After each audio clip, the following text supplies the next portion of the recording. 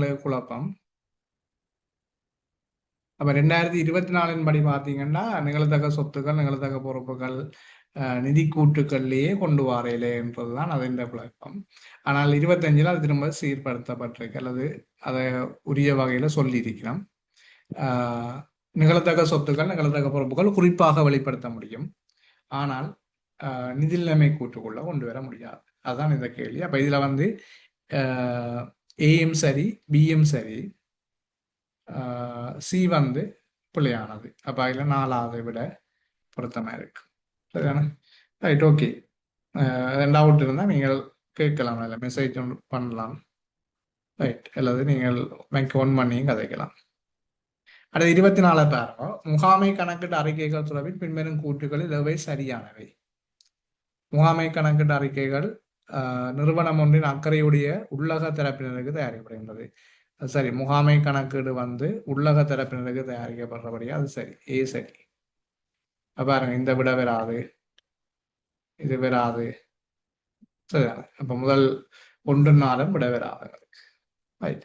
அடுத்தது ஒரு விடயம் பார்த்து இப்ப உங்களுக்கு என்ன பிரச்சனை இதுல நான் அந்த நீங்கள் கஷ்டப்படுறாக்கள், இப்ப அக்கௌண்ட்ஸை வந்து கஷ்டமா யோசிக்கிறார்களுக்கு இப்படி ஒவ்வொரு கூற்றையும் பார்த்து விடியம் பாரு அப்படின்னு கொஞ்சம் அநேகமாக சரியான விடையை தெரிவு செய்யலாம் நீங்க.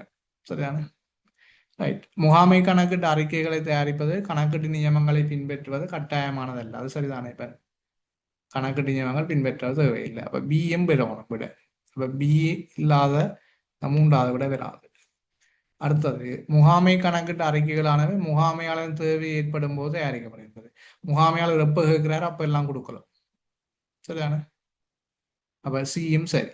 அப்ப டிஏ பாருங்க.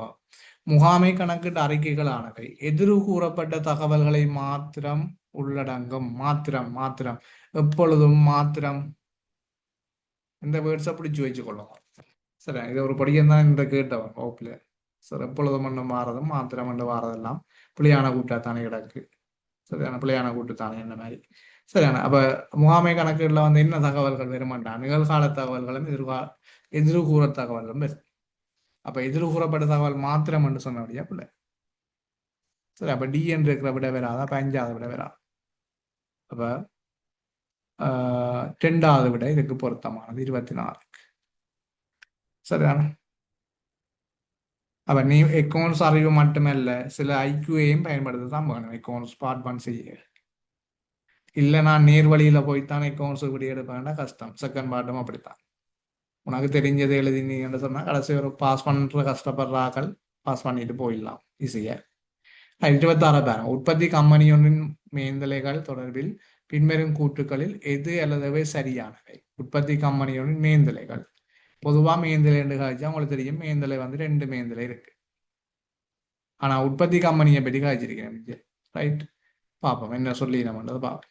சரி, உற்பத்தி கம்பெனி உற்பத்தி செயற்பாடுகளையும் ஈடுபடும். சில வேளைகள் அதே கம்பெனி விற்பனை செயற்பாடுகளையும் ஈடுபடும். அப்படி ஈடுபட்டா அங்க 2 மேந்தலையும் இருக்கும். மேந்தலை 2 வகை இருக்கும். உற்பத்தி மேந்தலை, உற்பத்தி எல்லா மேந்தலையும் 2 இருக்கு. சரியான. உற்பத்தி கம்பெனியோட மேந்தளவில் பின்வரும் கூட்டுகள் சரியானது அல்லது சரியானது அல்லது சரியானவை என்று கேட்டீங்கன்னா, பொதுவாக ஏற்பட்ட உற்பத்தி மேந்தலைகளானவை கிரிய நிலையங்களுக்கு பகிர்ந்தளிக்கப்படும். அப்ப பொதுவாக ஏற்பட்ட உற்பத்தி மேந்தலைகள் இப்போ பொதுவாகன்னா இப்போ மின்சாரம் வந்து பொதுவாக வந்திருக்கு. ஆனால் ஒரு உற்பத்தி பகுதியில் அவன் தைக்கும் பகுதி இருக்கும், வெட்டும் பகுதி இருக்கும், பொருத்தும் பகுதி, அப்படி நிறைய பகுதிகள் இருக்குது. ஆனால் மின்சாரம் பொதுவாக இருக்கு. அப்போ என்ன செய்வோம்? நாங்கள் அந்த டைமில் பகிர்ந்து தான் கொடுக்கணும். ஏதோ ஒரு அடிப்படையில் நாங்கள் பகிர்ந்து கொடுக்க வேண்டி இருக்கு. சரிதானே? அப்போ அந்த ஏ என்ற கூட்டு சரி. அடுத்த பார்த்தீங்கன்னா, மேந்தலைகளானது மொத்த கிரியத்துக்கும் மொத்த உற்பத்தி கிரியத்துக்கும் இடையிலான வேறுபாடு. மேந்தலை மொத்த மேந்தலைன்னா என்ன? மாறும் மேந்தலை, நிலையான உற்பத்தி மேந்தலை, உற்பத்தி எல்லா மேந்தலைன்னு சொல்லி 2 வகை இருக்குது. உற்பத்தி மேந்தலையை நாங்கள் நிலையான மேந்தலை, மாறும் மேந்தலை என்றும் வகைப்படுத்தலாம். உற்பத்தி எல்லா மேந்தலையும் நிலையான மேந்தலை, மாறும் மேந்தலை என்று வகைப்படுத்தலாம். அப்ப மொத்த மேந்தலைன்னா எல்லா மேந்தலையும் வந்துடும் இருக்கு.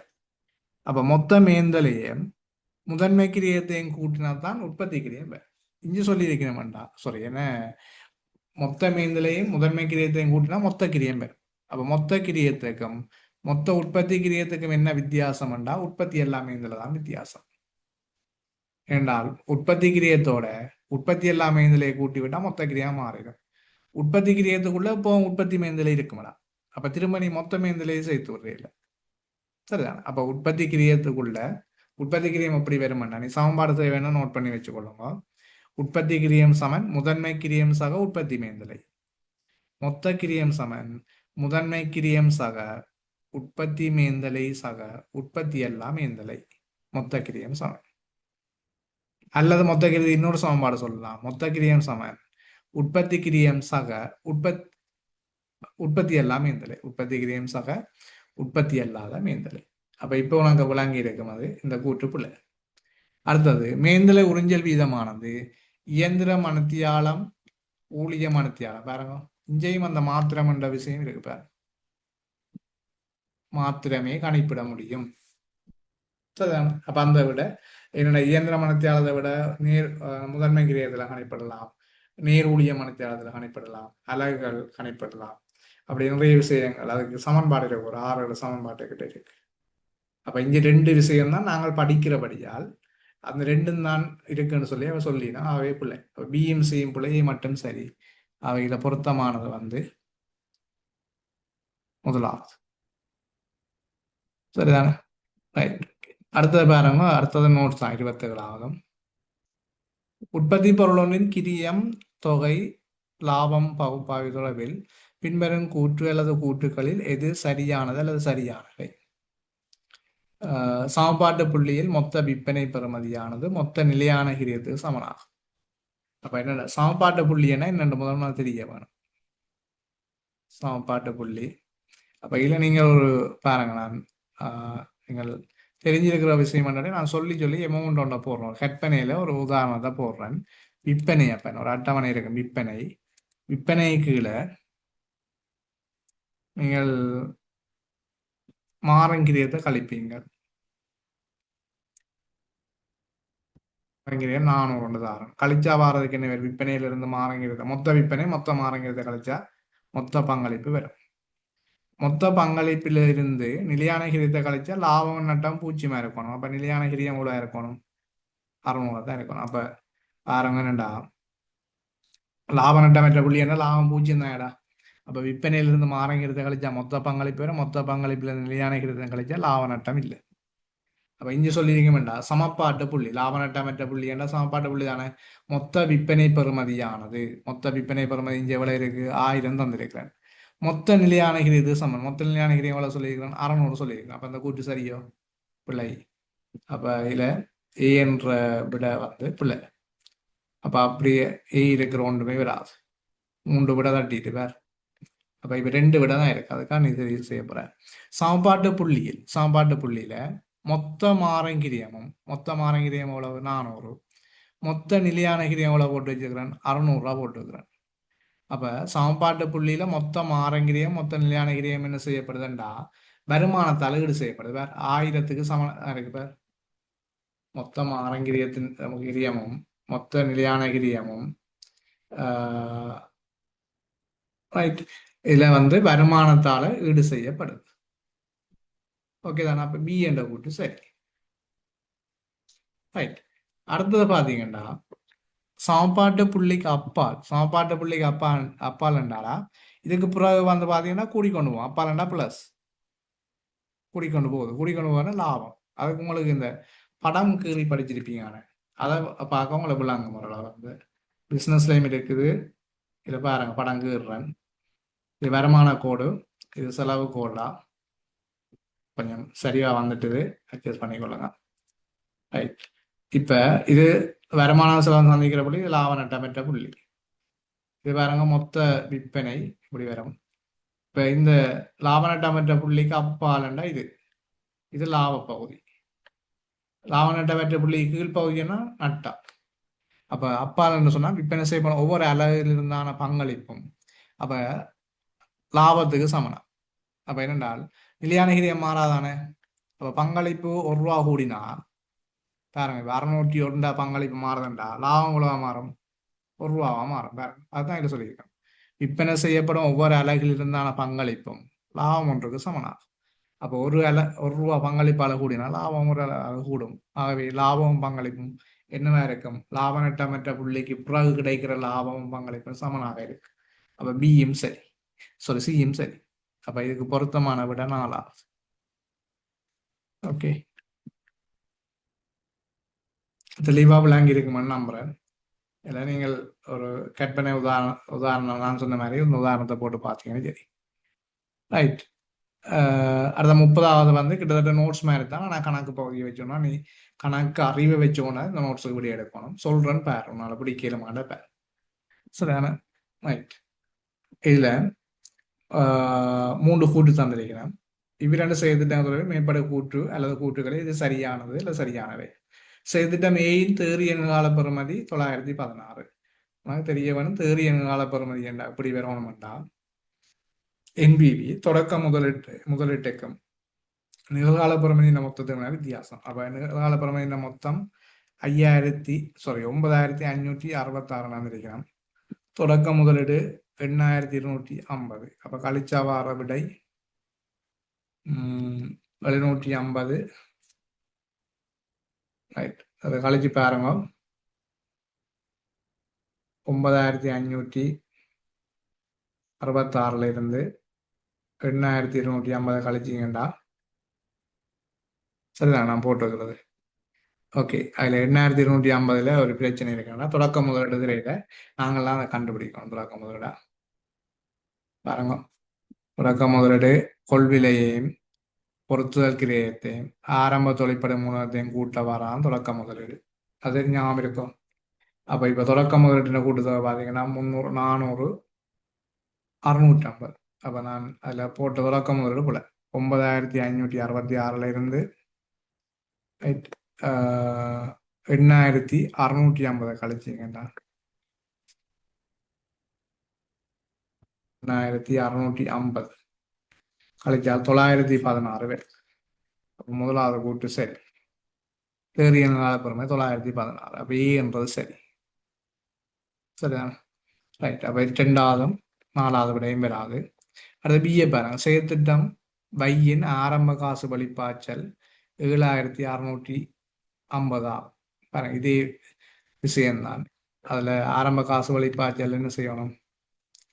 பணத்தையும் கூட்டு. ரைட். 650 950 975. ஆனால் அது விடை ஒன்று பேர் ஒன்றுடாது பார்த்தீங்கன்னா.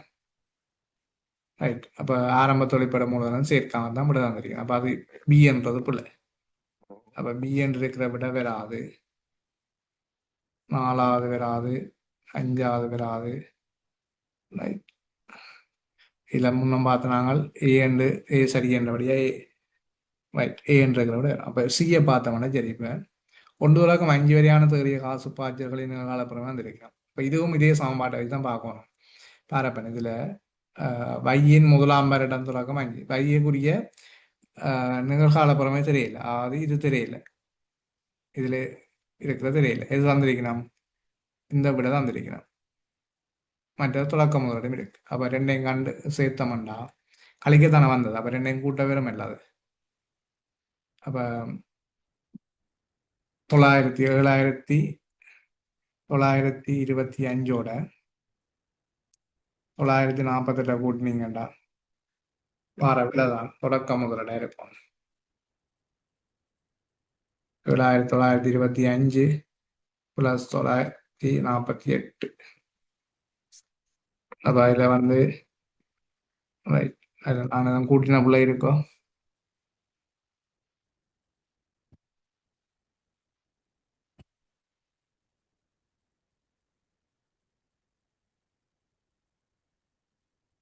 ரைட் 7975. ரைட். ஓகே, அதில் கூட்டினதில் ஒரு பிள்ளை இருக்கு. சரியா வருதுன்னு நினைக்கிறேன் பாருங்க. ரைட். ஓகே. அப்போ 8923. அப்போ அந்த கூட்டம் சரி. அப்போ ஏயும் சியும் வந்து சரி.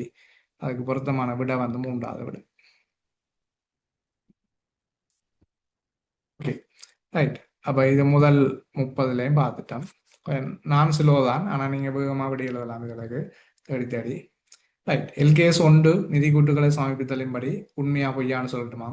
பொருத்தமான கணக்கீட்டு நியமங்களுக்கு அமைய நிதி கூட்டுகளை தயாரிக்கப்படும்.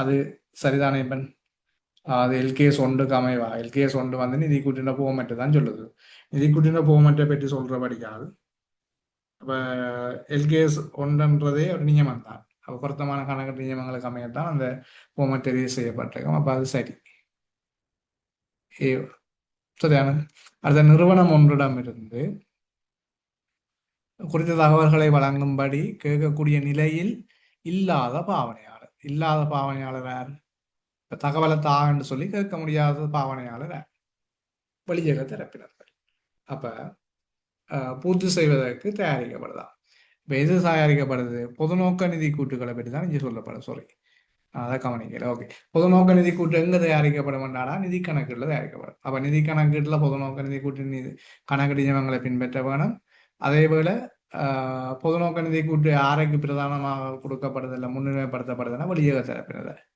ஆகவே அதுவும் சரி அடுத்த பாருங்க நிறுவனம் ஒன்றின் தொடர்ந்து இயங்குதல் பற்றிய முகாமையின் மதிப்பீட்டின் அடிப்படையில் தயாரித்தல் நிறுவனம் ஒன்று தொடர்ந்து இயங்குதல் என்று சொன்னால் நீண்ட காலம் வணிக இயங்கும் என்ற அடிப்படையிலாம் நிதி அறிக்கைகளை தயாரிக்கணும்னு சொல்ல அதான் எடுகோள் சரி ரைட் அப்போ நிறுவனம் ஒன்று செயற்பாட்டு பெறுபவர்கள் பற்றிய தகவல்களை அட்டுறு மற்றும் காசு அடிப்படை ரெண்டும் சரியவன் செயற்பாட்டு பெறுபவர்னா லாப நட்டம் ரெண்டு அடிப்படையிலையும் கணிப்பிடலாம் அற்று அடிப்படையிலையும் கணிப்பிடலாம் நாங்கள் காசு அடிப்படையிலையும் கணிப்பிடலாம் நீங்கள் இந்த அற்று அடிப்படையில் கணிப்பிடுறது வளமையாக செய்கிற வருமான கூற்று இல்லை நிதி கூற்றுகள் காசு அடிப்படையில் தயாரிக்கிறது எங்கன்னா சந்தா கணக்கு படிக்க வருமானம் வந்து காசு அடிப்படையிலையும் கணிப்பிட்டுருக்கீங்க மற்ற இடங்களில் நாங்கள் தயாரிக்கிறது நிதி கூட்டு தயாரிக்கிறன்றது விட லாப நட்டம் காண்றதுன்றது மிக குறைவு ஆனால் காசு அடிப்படையில் தயாரிக்கிற ஒரு நிதி கூட்டு எங்கள்கிட்ட இருக்குது சொல்லுங்க காசு பாய்ச்சல் கூற்று அது வந்து காசு அடிப்படையில் தயாரிக்கிற நிதி கூட்டு மற்ற நிதி கூட்டுகள் எல்லாமே அற்று அடிப்படையிலாம் தயாரிக்கப்படுது ரைட் அடுத்தது பாருங்க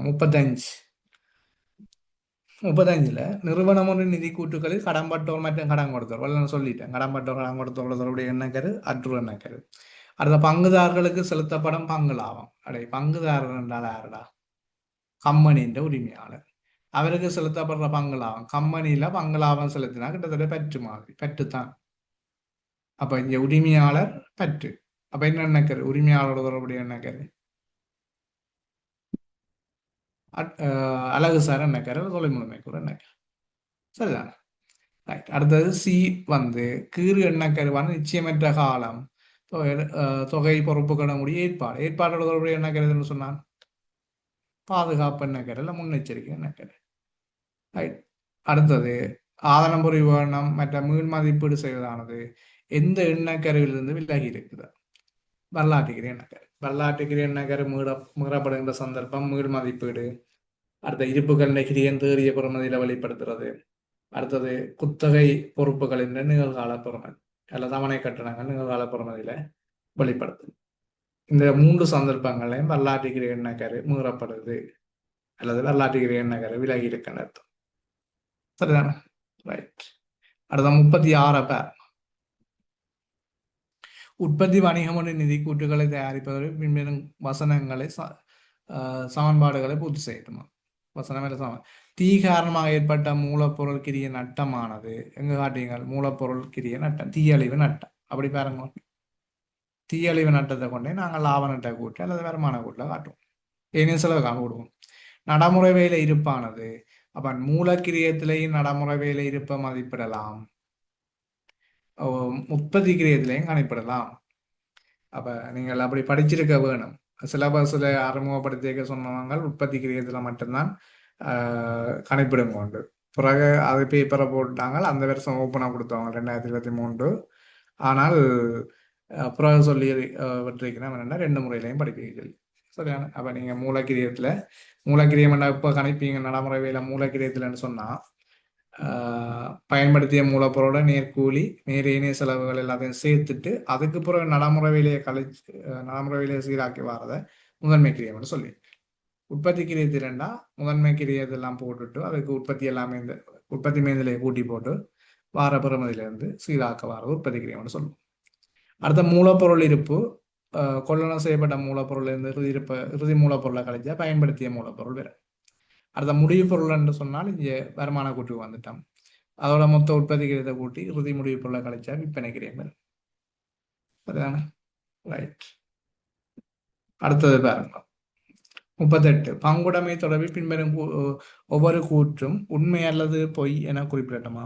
பங்குடைமை ஒன்று எழுத்து மூல உடன்படிக்கை என்று நடத்த முடியாது. அது பொய். உடன்படிக்கை எழுத்து மூலம் இல்லாமல் நாங்கள் வாய்மொழி மூலம் நடத்தை மூலம் வச்சிருக்கலாம். சரிதானே? இல்லாட்டி சட்டத்தின்படி கொண்டு போகலாம். அப்ப அது பொய்.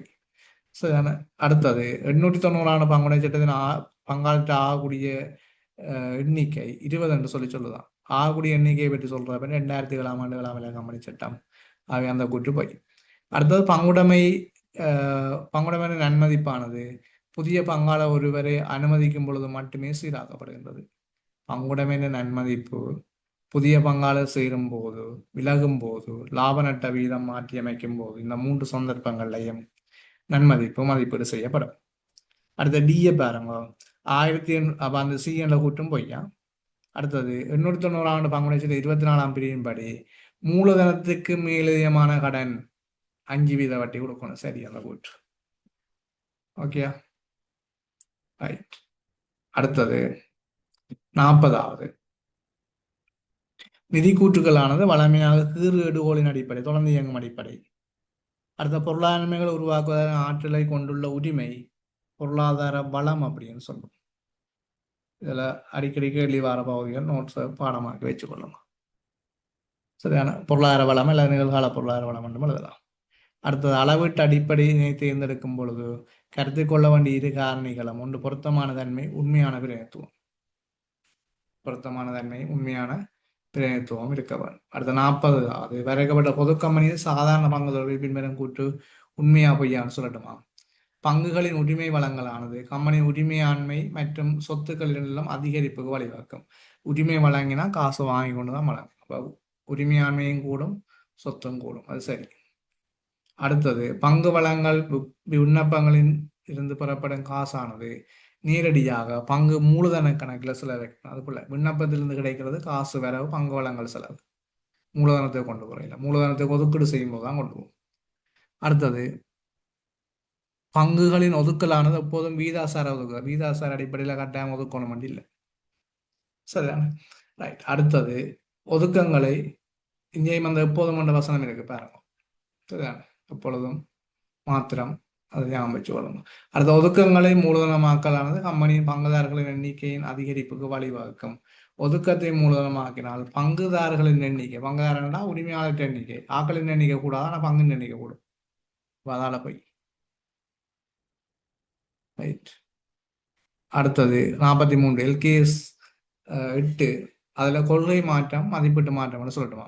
பெருமான தேவை முறை மாறுறது, ஆயுட்காலம் மாற்றம் அடைகிறது, இழி பெறுமதி மாறுறதெல்லாம் மதிப்பீட்டு மாற்றம். முதலாவது பெருமான தேவை முறை மாறுறது மதிப்பீட்டு மாற்றம். அளவீட்டு அடிப்படை மீள் மதிப்பீடு கிரிய மாதிரி கொள்கை மாற்றம் இல்லைன்னு சொன்னாங்க. ஆயுட்காலம் மாறுறது மதிப்பீட்டு மாற்றம். WACயிலிருந்து FO முறைக்கு மாறுறது கொள்கை மாற்றம்.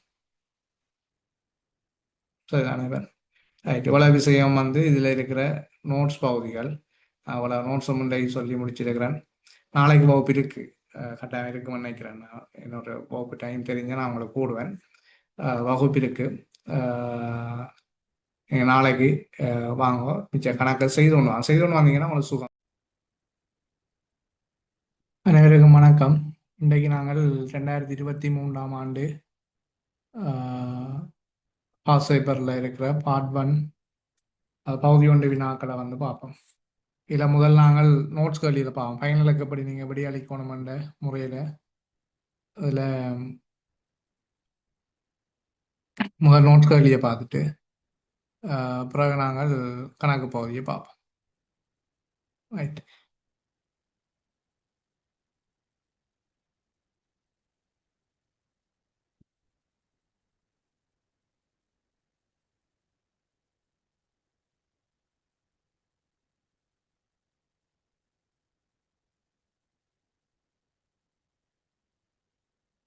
இதில் முதலாவது கேள்வி. இப்போ நோட்ஸ் கேள்வி என்று பார்க்கும்போது நீங்கள் விடையை பார்த்தீங்கன்னா விடையில் இலக்கங்கள் இல்லைன்னு சொன்னால் ஒரு நோட்ஸ் கேள்வி என்ற ஒரு முடிவுக்கு வரலாம்.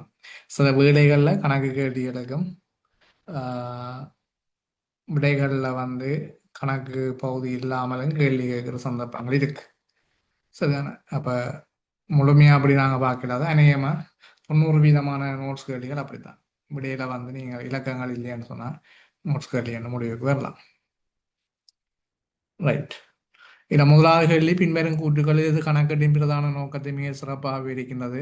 உங்களுக்கு தெரியும் கணக்கீட்டின் பிரதான நோக்கம் வணிகத்தில் அக்கறை செலுத்துகின்ற தரப்பினர்கள் தீர்மானம் மேற்கொள்ள தேவையான அல்லது அக்கறை செலுத்துகிற ஆக்களை நாங்கள் உள்ளக வழியக தரப்பினர் சொல்லலாம். அப்போ உள்ளக வழியக தரப்பினர்கள் தீர்மானங்களை மேற்கொள்ள தேவையான நிதி சார்ந்த மற்ற நிதி சாரா தகவல்களை வழங்குறது என்பதுதான் அதன் பிரதான நோக்கம். சரியான விட.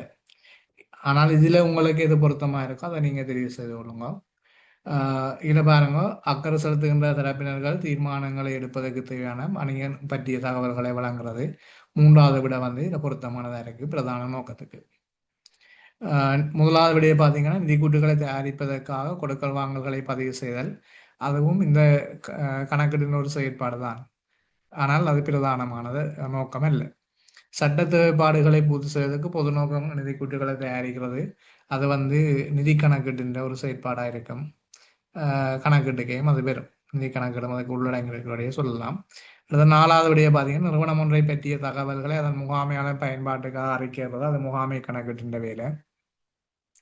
நிறுவனம் ஒன்றின் வருடாந்த வழியக கணக்காய்வு நிதி கூட்டுகளின் ஊடாக தகவல்களை வழங்குதல், வழியக கணக்காய்வுக்காக நிதிக்கூட்டுகளூடாக தகவல்களை வழங்குறது வந்து நிதி கணக்கெடுந்த செயற்பாடாக இருக்கு. அப்போ இதில் இருக்கிறதுல பொருத்தமானது கணக்கெடுன்னு சொன்னால் அங்கே நிதி கணக்கெடும் முகாமை கணக்கெடும் சேர்ந்து வாரபடியாக நாங்கள் அக்கறையுடைய தரப்பினர் என்று பொதுவான ஒரு பதத்தை எடுத்துக்கொள்வோம்.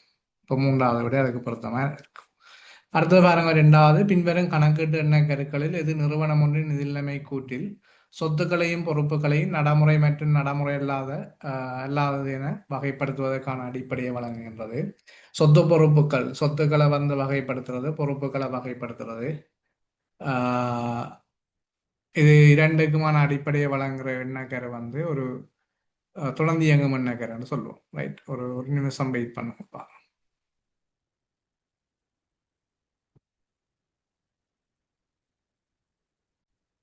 ரைட். அப்போ இதில் வந்து சொத்துக்கள் பொறுப்புகளை வகைப்படுத்துறது தொடர்ந்து இயங்கும் நக்கரை. தொடர்ந்து இயங்கும் நக்கரை அப்பன் வேறு என்னென்ன விடயங்களை சொல்லுதுன்னால் பெருமானத்தை விடக்கூடிய சொத்துக்களுக்கு தேவிட சொல்றது நக்கருவும் தொடர்ந்து இயங்கும் நக்கரு. சொத்துக்களை வாங்குற பெறுமதியிலேயே சொத்துக்களை வெளிப்படுத்தணும்னு சொல்லியும் இந்த தொடர்ந்து இயங்கும் நக்கரு எதிர்பார்க்குது. அதே வேளை வந்து கணக்கீட்டின் அடிப்படை எடுகோலும் தொடர்ந்து இயங்குதல் இல்லை தொடர்ந்து இயங்கும் தன்மைதான் அது இந்த கணக்கீட்டின் அடிப்படை எடுகோலாக கருதப்படுது. இதில் முதலாவது விடையில சொல்லப்பட்டு அற்று எண்ண கருவை பற்றி சொல்லியிருக்கு. அற்று எண்ண கருவை பொறுத்தவரையில அப்பன் இது வந்து முற்பணங்கள், சென்மதிகள், வருமதிகள் தொடர்பானது. அது வருமதிகள், சென்மதிகள் தொடர்பான விடயங்கள் எல்லாமே இந்த அற்று எண்ண கருவுக்கு வந்துடும். ஆகவே கடம்பட்டோர் கட்டுப்பாட்டு கணக்கு வருமதியாளர் என்று சொல்றாங்க. ஆகவே கடம்பட்டோர் கடன் கொடுத்தோர் தொடர்பான விடயங்களை கடன் கொடுத்தோர் சென்மதியாளர்னு சொல்றாங்க. கடன் கொடுத்தோர் கடம்பட்டோர் தொடர்பான விடயங்கள் எல்லாத்தையும் இந்த அற்று எண்ண கருவுக்குள்ள கொண்டு வந்துருவோம். அடுத்த ரெண்டாவது மாறாத்தன்மை எண்ணக்கரு என்பது கொள்கை மாறா எண்ணக்கரை தான் சொல்லுது. உங்களுக்கு தெரியும் கணக்கீட்டு கொள்கைகள். கணக்கீட்டு கொள்கைகளை நீங்கள் பிரதானமாக ரெண்டு விடயங்களை வந்து கதைக்கிறீங்கள் அல்லது அறிஞ்சிருக்கிறீங்கள். ஒன்று எஃப்ஐஎஃப்ஓ முறையிலிருந்து டபிள்யூஎஸ்சி முறைக்கு மாறுறது, அல்லது டபிள்யூஎஸ்சி முறையிலிருந்து எஃப்ஐஎஃப்ஓ முறைக்கு மாறுறது அல்லது பின்பற்றுறது. அது ஒரு கணக்கீட்டு கொள்கையாக கருதுவோம். மற்றது நாங்கள் சொத்துக்களை வந்து கிரிய மாதிரி அல்ல மீள் மதிப்பீட்டு பெறுமதியில் அளவீடு செய்கிறோன்னு சொல்லியும் பார்த்துருக்கிறோம். அப்போ இந்த கொள்கைகளை தொடர்ச்சியாக பின்பற்றி வந்தால் அங்கே கொள்கை மாறாத்தன்மை என்ற எண்ணக்கரு பேணப்படுதுன்றது அல்ல பின்பற்றப்படுதுன்றது சொல்லப்படுது. பொருண்மை எண்ணக்கருவை பொறுத்தவரையில் இதுக்கு இன்னொரு பேர் இருக்குது, முக்கியத்துவ எண்ணக்கரு. பொருண்மை எண்ணக்கரு அப்பன் பெறுமதி குறைவாக இருந்தாலும் நீண்ட காலம் பாவனையுடைய சொத்துக்களாக இருந்தாலும் பெறுமதி குறைவாக இருக்கிறதால அதை நாங்கள் செலவீனமாகத்தான் வெளிப்படுத்த வேணும்னு சொல்லப்படுது. அது பொருண்மை எண்ணக்கரு சொல்லுது. கால அளவு எண்ணக்கருன்னு சொன்னால் நாங்கள் பொருத்தமான காலப்பகுதிகளுக்கு கணக்கறிக்கைகளை தயாரிக்கிற சம்பந்தமாகவும் அல்லது நிதி கூட்டுகளில் காலத்தை வெளிப்படுத்தி தலைப்புகளை இடுறதும் வந்து இந்த கால அளவு எண்ணக்கருக்கு அமைவாக சொல்லப்படுது. அல்லது நிதி கூட்டுகளில் குறித்த திகதியில் இருக்கிற சொத்து பொறுப்பு உரிமையை வெளிப்படுத்துறது அல்லது குறித்த காலப்பகுதிக்கான வருமானங்கள் செலவினங்களை வெளிப்படுத்து அது காலம் சொல்ல வேணும். அங்கே வருமானம் செலவுகளோட வேறு என்ன கருக்களும் தொடர்படும் இந்த குறித்த காலப்பகுதிக்கான வருமான செலவுகளை இனங்காண்ற விடயங்களை நாங்கள் அதில் சொல்ல முடியும். ரைட். அடுத்தது மூன்றாவது வினாவை பார்த்தீங்கன்னா, பின்வரும் கணக்கீட்டு எண்ணக்கருக்களில் எது குத்தகையாளனின் நிதி நிலைமை கூட்டில் சொத்து பாவனை உரிமையினை இனங்காண்பதற்கான அடிப்படை வழங்குகின்றது. குத்தகையோட தொடர்புடைய ஒரு எண்ணக்கரு வந்து தோற்றத்திலம்பாக கருத்து முக்கியத்துவ எண்ணக்கருவை சொல்ல முடியும். ரைட். இது என்ன சொல்லுதுன்னா, சட்டத்துக்கு முரணான எண்ணக்கரு, இதுக்கு இன்னொரு பேர் இருக்கு, சட்டமுரண் எண்ணக்கரு. உண்மையில குத்தகைக்கு எடுத்த சொத்து யாருக்கு சொந்தமண்டா குத்தகை பொறுப்பாளருக்கு, அதாவது குத்தகை வழங்குனருக்கு தான் அது சொந்தம். குத்தகை ஆளனுக்கு, சொத்து சுத்த குத்தகை கொள்வனாளனுக்கு அது சொந்தம் இல்லை. ஆனால் குத்தகை கொள்வனாளன் வீடுகளில், அதான் நீங்கள் கம்பெனியின் வீடுகளில் நீங்கள் சொத்தாக வெளிப்படுத்துறதுக்கான அடிப்படையை வழங்குற எண்ணக்கரு தோற்றத்திலம்பாக கருத்து முக்கியத்துவ எண்ணக்கரு. அது சொல்லுது என்னென்னு சொன்னால், சட்டத்துக்கு முரணாக இருந்தாலும் சட்டத்தின்படி அதை நாங்கள் நடைமுறை எல்லா சொத்தாக வெளிப்படுத்த முடியாட்டியும் அதின் பொருளாதார நன்மைகளை நாங்கள் அனுபவிக்கிறதால அந்த பொருளாதார நன்மைக்கு முக்கியத்துவம் கொடுத்து அதை நாங்கள் நடைமுறை சொத்தாக வெளிப்படுத்தணும் என்று சொல்லி இந்த தோற்றத்திலும்பாக கருத்து முக்கியத்துவம் எண்ணக்கரு சொல்லுது. அதால அது இந்த எண்ணக்கருக்கு அமைவாக நாங்கள் சொத்து பாவனை உரிமையை நடைமுறை எல்லா சொத்தாக நிதி நிலைமை கூட்டில் வெளிப்படுத்துகிறோம். அழகுசார் எண்ணக்கரு என்பது உங்களுக்கு தெரியும். கணக்கீடு வந்து உரிமையாண்மையிலிருந்து வேறுபட்ட அல்லது உரிமையாளரிலிருந்து வேறுபட்ட ஒரு தனித்த அழகாக கருதி கணக்கு அறிக்கைகளை தயாரிக்கணும்னு சொல்றது இந்த அழகுசார் எண்ணக்கரு தான் சொல்லுது. அப்போ கணக்கீட்டு சமன்பாடு பார்த்தீங்கன்னா, அடிப்படை சமன்பாடு சொத்துக்கள் சமன் உரிமையாண்மை சக பொறுப்புகள். அதுல உரிமையாண்மை தனியொரு அழகாக இருக்கிறது காரணம் அழகுசார் எண்ணக்கரு. அதே மாதிரி நிதி கூட்டுக்கள்ல வந்து நாங்கள் அந்த நிதி கூட்டுகளின் வணிகத்தின் பெயரை வந்து நாங்கள் அடையாளப்படுத்துறதும் இந்த அழகுசார் எண்ணக்கருக்கு அமைவாகத்தான் அடையாளப்படுத்திக் கொள்கிறோம். அப்போ இந்த அழகுசார் எண்ணக்கருக்கு அமைவாக உரிமையாளர் வணிகத்தில் கொண்டு வர வளங்கள் உரிமையாளர் என்ற கோரிக்கைக்குரிய விடயங்கள், அதாவது கோரிக்கைக்குரிய சொத்துக்களாக இருக்கும் அப்படின்னு சொல்லி சொல்லப்படுகின்றது. ரைட். அடுத்தது ஏற்கனவே பார்த்த எண்ணக்கருக்கள் பாதுகாப்பு எண்ணக்கரு மட்டும்தான் இதில் புதுசாக இருக்குது. பாதுகாப்பு எண்ணக்கரு வந்து சகல ஏற்பாடுகளுடன் தொடர்புடையது. இதனை விட இருப்புகளின் கிரியம் தேறிய பெறுமதி அதில் எது குறைவோ அதன் அடிப்படையில் இருப்புகளை கணக்குகளில் வெளிப்படுத்தணும்னு சொல்லப்படுது. அது பாதுகாப்பு எண்ணக்கரு. அப்படி வெளிப்படுத்தும் போது இருப்பு வீழ்ச்சி நட்டம் ஏற்படுமாக இருந்தால் அந்த இருப்பு வீழ்ச்சி நட்டத்தை ஏனைய செலவாக காட்டணும்னு சொல்றது இணைதல் எண்ணக்கரு. இணைதல் எண்ணக்கரு செலவீனங்களோட தொடர்புடைய வணிகத்தின் செலவீனங்களோட தொடர்புடைய எண்ணக்கரு எல்லாம் செலவீனங்களோட தொடர்புடைய விடயங்கள் எல்லாம் இணைதல் எண்ணக்கருவுக்குள்ள வந்துடும். அடுத்தது பார்த்தீங்கன்னா இதுல அங்கால 5, 6, 7 அதெல்லாம் நோட்ஸ் இல்லை. சரி, அதில் என்னண்டா நீங்கள் ஒரு விஷயத்தை கவனிக்கணும். நான் இதில் இடையில 4, 5 அதெல்லாம் விட்டுட்டு வந்தேன். 5, 6 ஒரு கேள்வி இருக்குது. அதில் பார்த்தீங்கன்னா 4, 5 நோட்ஸ் தான். ஆனால் அதுக்கு நாங்கள் என்ன செய்யணும், அந்த பந்தி வாசிக்கணும். அப்போ பந்தி வாசித்தால் 4, 5, 6 ஆகிய 3 வினாக்களுக்கும் ஒரே தடவையில் விடையளிக்கணும். அப்படி விடையளித்தா தான் உங்களுக்கு போதுமான அளவுக்கு நேரம் காரணமாக இருக்கும். இல்லைன்னு சொன்னால் நீங்கள் தனித்தனி ஒவ்வொரு கேள்விக்கும் வாசித்து விடையளிச்சிங்கன்னா உங்களோட நேரத்தை இழக்க வேண்டியிருக்கு. ரைட். ஓகே. அடுத்த நோட்ஸ் கேள்வி வந்து 13வது கேள்வி இருக்கு பாருங்க. ரைட். 1890ஆம் ஆண்டு பங்குடைமை சட்டத்தின் 24ஆம் பிரிவின்படி பின்வரும் கூற்றுக்களில் எது அல்லது எவை சரியானது அல்லது சரியானவை? முதலாக சொல்லப்பட்டிருக்குது, அனைத்து பங்காளர்களும் லாபங்கள் அல்லது நட்டங்களை சமமாக பகிர்வதற்கு உரித்துடையவர்கள். அனைத்து பங்காளர்களும் லாபங்கள் அல்லது நட்டங்களை சமமாக பகிர்வது குறித்துடையவர்கள். 24ஆம் பிரிவு சொல்லுது லாப நட்டம் சமனாக பகிர வேணும்னு சொல்லுது. சம்பளம் வழங்கப்படக்கூடாது. மூலதன வட்டி இல்லை. அவர் மூலதனத்துக்கு மேலிதமாக கடன் கொண்டு வந்தால் அந்த கடனுக்குரிய 5% வட்டி செலுத்தணும்னு சொல்லுது. லாப நட்டம் சமனாக பகிரப்பட வேணும்னு சொல்லுது. அதே மாதிரி வணிக பங்குடைமைக்காக ஏதாவது செலவு தன் சொந்த காசுல பங்காள செய்திருந்தால் அந்த செலவினத்தை திருப்பி கொடுக்க வேணும்னு சொல்றதும் இந்த 24ஆம் பிரிவு சொல்லுது. அப்போ உள்ள விடயங்களும் 24ஆம் பிரிவு சொல்லுது. 42ஆம் பிரிவு ஒரே ஒரு விடயத்தை மட்டும் சொல்லுது, பங்காளர் இளைப்பாறும் போது அந்த இளைப்பாறுதல் பெற்ற பங்காளருடைய உரிமையாண்மை வணிகத்துக்கு பங்குடைமை வணிகத்துக்கு கடனாக விட்டு சென்றால் அந்த கடனுக்கு 5% வட்டி செலுத்தணும்னு சொல்றதுதான் 42வது பிரிவு. ரைட். அப்போ இதில் முதலாவது விட சரி, இல்லை லாப நட்டம் சமன். 24ஆம் பிரிவு படி லாப நட்டம் சமன். அடுத்தது பி வந்து இளைப்பாறும் பங்காளருக்கு அவரை கொடுக்க வேண்டிய தொகை வருடாந்தம் 5% வட்டி பெறுன்னு சொல்றது 42ஆம் பிரிவு. அப்போ பி என்றது வெறா. அப்போ பி என்றது வெறாதண்டா பெண் உங்களுக்கு தெரியுமடா. நாங்கள் இப்போ இதில் சிலதை வந்து உங்களுக்கு முழுமையாக கிளியர் இல்லாட்டியும் விடைகள் கிளியர் இல்லாட்டியும் பி என்று இருக்கிறபடி ஒன்றும் வராதண்டா இல்லை 3 விட தட்டுப்பட்டு. சரிதானே? 3 விட வராது, இது வராது, மற்றது இதில் இது வராது. ரைட். அப்போ ஏன்னு இருக்கிற விட கட்டாயம் வர வேணும். அப்போ இதில் வந்து முதலாவதும் மூன்றாவதும் தான் விட வரப்போகுது. ஏனால் இப்படி நீங்கள் சிலதை தட்டும்போது மிக படுபுலியான விடை, படும் பிழையான விடைக்கு வந்து விடையளிக்கிறத தவிர்க்கிறதுக்கான வாய்ப்பு இருக்கு. சரிதான். ரைட். அப்போ இதில் இப்போ இந்த நான் புல போட்ட இந்த 3ல ஏதாவது ஒரு ஒரு கேள்வி ஒரு ஆன்சரை நீங்கள் விடையா தெரிவிங்கன்னு சொன்னால் தெரிவு செய்வீங்கன்னு சொன்னால் அது உங்களுக்கு படுபுடியான விடையாக போயிட்டு. சரிதானே? ரைட். இது இந்த ஒரு 10 நிமிஷத்துல சூம் கட்டாயம் திரும்ப நீங்கள் அதே லிங்கில் ஜாயின் ஆகும். ரைட். அப்போ என்னென்னால் சிஏ பாருங்க, ஒவ்வொரு பங்காளரும் பங்குடைமை வணிகத்தின் முகாமையில் பங்கு பெற்றலாம். ஆனால் இது தொடர்பில் ஊதியம் ஒன்றை பெறுவதை குறித்திடுவர்கள் அல்ல. முகாமையில் பங்கு பெற்றலாம், ஆனால் ஊதியம் இல்லை, சம்பளம் இல்லை. அப்போ அதுவும் சரி. அப்போ இதில் இருக்கிறதுல சரியானது வந்து ஏயும் சிஎம் என்று இருக்கிறபடியால் 3வது விட அதுக்கு பொருத்தமாக இருக்கு.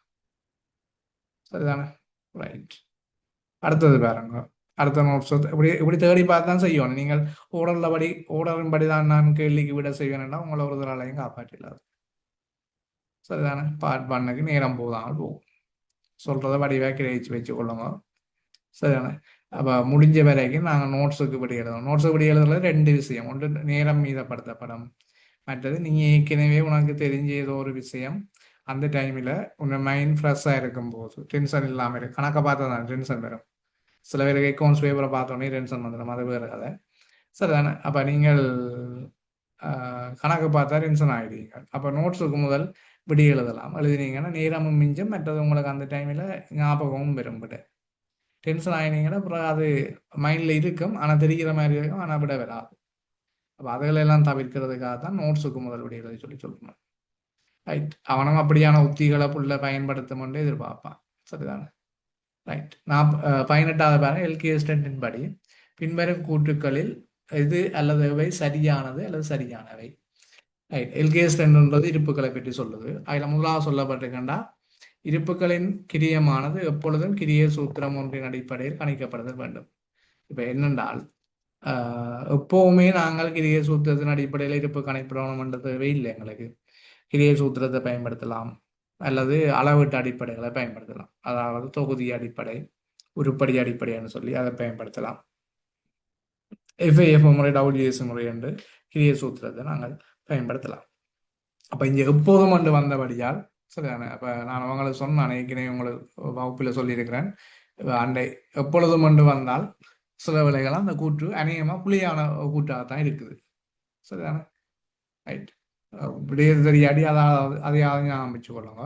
அதால் பாருங்க, எங்களுக்கு முதலாவது விட வராது, 5வது விட வராது, 3வது விட வராது. ரைட். இப்போ நாங்கள் அடுத்த பாங்க, இருப்புகளை தேறியதற்கு பெறுமதி குறைத்தெழுதும் போது ஏற்பட்ட நட்டமானது அது ஏற்பட்ட காலப்பகுதியில் செலவொன்றாக இனங்காணப்படுகின்றது. அப்போ இது வந்து இந்த பாதுகாப்பு எண்ணக்கரும் இந்த விடயத்தை சொல்லுது. ஆனால்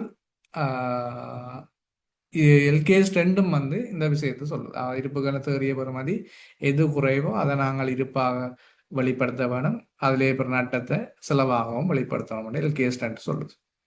அடுத்தது அப்போ பி என்றது சரி. அப்போ பி என்றது சரி என்ன, அப்புறம் நீ அங்கே சிஏ பார்க்க தேவையில்லைன்னா இந்த 2வது விட வராது. அப்போ 4வது விட தானே அதுக்கு பொருத்தம். பி சரி தானே, பி என்றது கட்டாயம் பெறும். ரைட். அப்போ 4வது விட பொருத்தமாக இருக்கும். பழமையான வியாபார செயற்பாட்டின் போது மீள் விற்பனைக்காக வைத்திருக்கப்படும் சொத்துக்கள் இருப்புகளாக கருதப்படும். அது மீள் விற்பனைக்காக வளமையாக நாங்கள் மீள் விற்பனைக்காக வச்சிருக்க சொத்தெல்லாம் இருப்பு தான். சரிதானே? அப்போ சி என்பதும் சரியானது. அப்போ பிஎம் சிஎம் வந்து மிக பொருத்தமானவர். ரைட். ஓகே. அடுத்தது பாருங்க, இதில் 22. அப்புறம் நான் என்ன பாடமாக கொண்டு இது நோட்ஸ் வந்து பாடமாக கொண்டு வந்து யோசிக்கிறேன். சரிதானே? அப்போ முதல் நான் விடிய பார்க்குறேன், விடையில இலக்கங்கள் இல்லை, பிறகு வந்து அந்த தகவலை பார்க்குறேன், அவ்வளோதான். சரிதானே? அப்போ எல்கேஎஸ் 37ன்னு சொன்னாலே அதுக்கு ஒரு கணக்கு கேட்கறதுக்கான வாய்ப்புமே குறைவு. சரிதானே? ரைட். ஏற்பாடுகள் சம்பந்தமான ஏதாவது கணக்குகள் இருக்கும், ஏற்பாடு கணிக்கிறதுக்கு. மற்றபடி அதிகமாக நாங்கள் நோட்ஸை தான் அதுக்குள்ள பார்க்குறோம். நாங்கள் 22ல் முதலாவது சொல்றது நிகழத்தக்க சொத்துக்கள் நிதி நிலைமை கூட்டில் இனங்காணப்படாது. இப்ப நிகழத்தக்க சொத்துக்கள் நிதி நிலைமை கூட்டில் இனங்காணப்படாது. நிதி நிலைமை கூட்டில் காட்டுறையில அப்ப அது ஆஹ், சரியானவை. இப்போ நிகழத்தக்க சொத்துக்கள் நிதி நிலைமை கூட்டில் இனங்காணப்படக்கூடாது. அப்ப சரியானவை சொல்லி கேட்டபடியே ஏ சரி. அப்ப ஏ என்று இருக்கிற விட வரும். அடுத்த பாருங்க, எதிர்கால செயற்பாட்டு நட்டங்களுக்காக ஏற்பாடுகள் இனங்காணப்படக்கூடாது. ரைட், என்ன நான் கீறி விளையாடுறேன். ரைட், புது வரவா இருக்குது. Right, okay. அப்ப என்னண்டா, எதிர்கால செயற்பாட்டு நட்டங்களுக்காக ஆஹ், ஏற்பாடுகள் இனங்காணப்படக்கூடாது. உங்களுக்கு தெரியும், ஏற்பாடு என்று சொன்னால் இப்ப இது ஒரு அசாதாரண நிலைமைக்கு தான் இந்த ஏற்பாடுகளை செய்கிறது. இப்ப ஊழியரால் வழக்கு போடுறார். இப்ப வணிகத்துல ஒவ்வொரு நாளும் வழக்கு போட்டு கொண்டிருப்பார், ஊழியரும் பாதிக்காம வழக்கு போட்டு நாங்கள் அது வளமையான செயற்பாடா? செயற்பாட்டு வளமையான செயற்பாடா இல்லை தானே.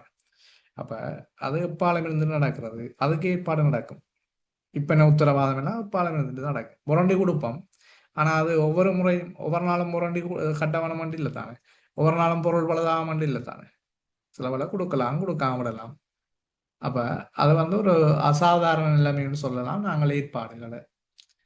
ஆனால் செயற்பாடுன்னு சொன்னால் இப்ப உங்களுக்கு தெரியும், ஐயக்கடன் ஒதுக்கம் அதை முந்தி ஏற்பாடுன்னு சொல்றாங்க.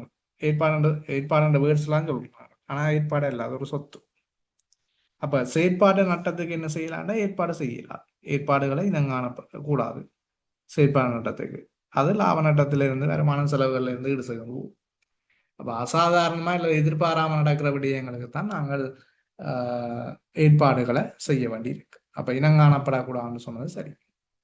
அடுத்த பாருங்க, சாத்தியமான கடப்பாடுகள் காணப்படும் போது மட்டுமே நிகழத்தக்க பொறுப்புகள் நிதிநிலைமை கூட்டில் வெளிப்படுத்தப்படும். அப்ப என்னண்டா, நிதிநிலைமை கூட்டில நிகழத்தக்க பொறுப்போ நிகழத்தக்க சொத்தோ எப்பவுமே இனங்காட்டுறதில்லை. அவ்வளவுதான்.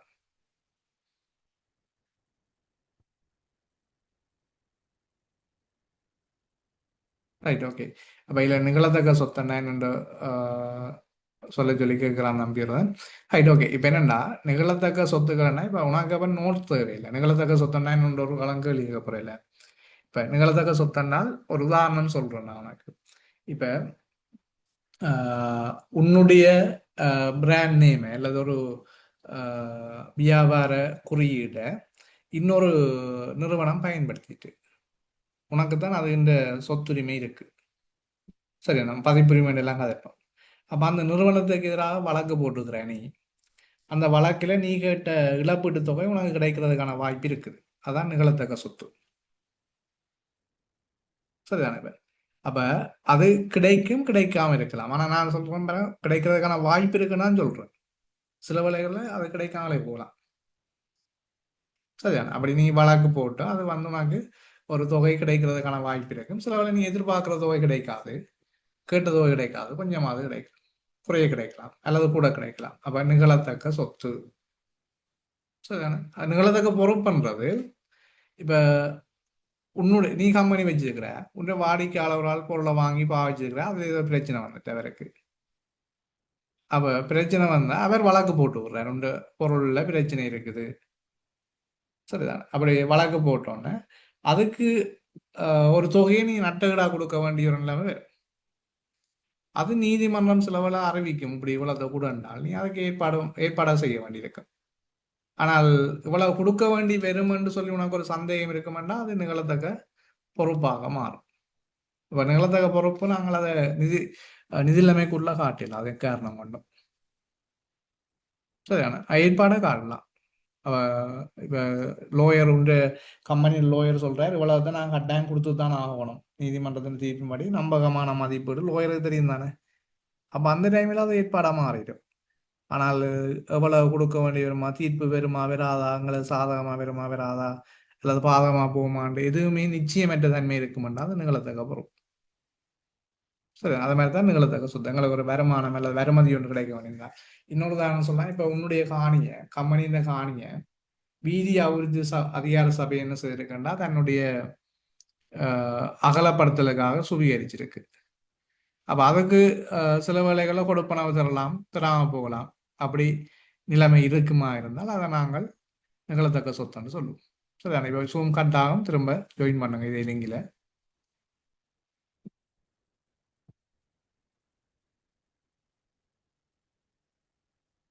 Right, okay. சரிதானே? அப்ப இப்ப என்னென்னால் இந்த நிகழத்தக்க சொத்து நிகழத்தக்க பொறுப்பில் 2025 பேப்பர்ல ஒரு குழப்பம், 24ல இன்னொரு குழப்பம், 23ல ஒரு மாதிரி இருக்கு. ஆனா 24ல தான் அது கொஞ்சம் வளமைக்கு புறமான ஒரு விடயத்தை கொண்டு வந்திருக்கிறோம். நிகழத்தக்க சொத்தோ அல்லது நிகழத்தக்க பொறுப்புகளோ நிதி கூற்றுக்கள்ல காட்டுறதுன்னு சொல்லியிருந்தோம் அதுல 2024ல. ஆனா 25ல அது பழையபடி நிதி கூற்றுகள்ல காட்டப்படும், ஆனா நிதி நிலைமை கூற்றுல காட்டப்படான்னு சொல்லி 25க்கு மறுபடியும் அது